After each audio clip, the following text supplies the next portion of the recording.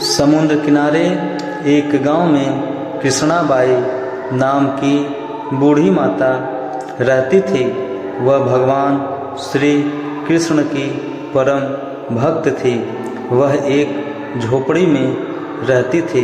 कृष्णाबाई का वास्तविक नाम सुखिया था, पर कृष्ण की भक्ति के कारण इनका नाम गांव वालों ने कृष्णाबाई रख दिया। घर घर में झाड़ू पोछा, बर्तन और खाना बनाना ही इनका काम था। कृष्णाबाई रोज फूलों की माला बनाकर दोनों समय श्री कृष्ण जी को पहनाती थी और घंटों कान्हा से बात करती थी। गांव के लोग यही सोचते थे कि बुढ़िया पागल है।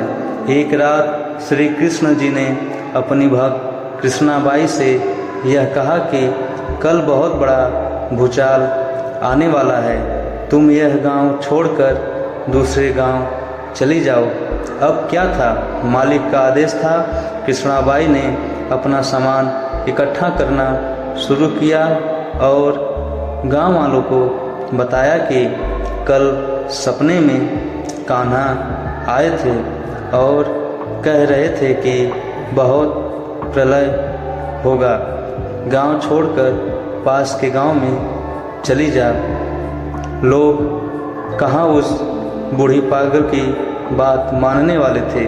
जो सुनता वही जोर जोर ढहाके लगाता। इतने में बाई ने एक बैलगाड़ी मंगाई और अपने कान्हा की मूर्ति ली और सामान की गठरी बांधकर गाड़ी में बैठ गई और लोग उसकी मूर्खता पर हंसते रहे। बाई जाने लगी।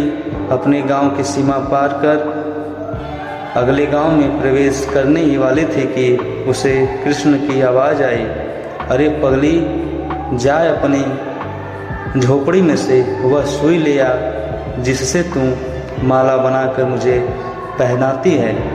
यह सुनकर माई बेचैन हो गई और तड़प गई कि मुझसे ये भारी भूल कैसे हो गई।